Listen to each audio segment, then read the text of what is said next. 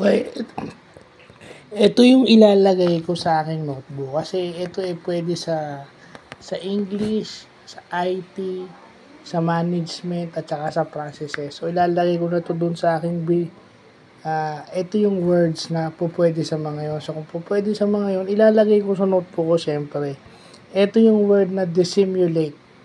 From the word dissimulation.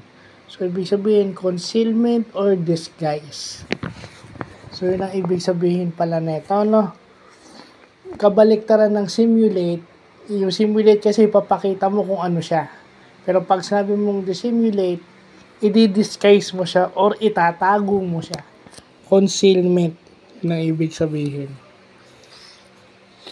So siguro ito rin yung ginagamit sa law, no? Pwede mong gamitin to sa law na in disguise, no? So yun lang pa.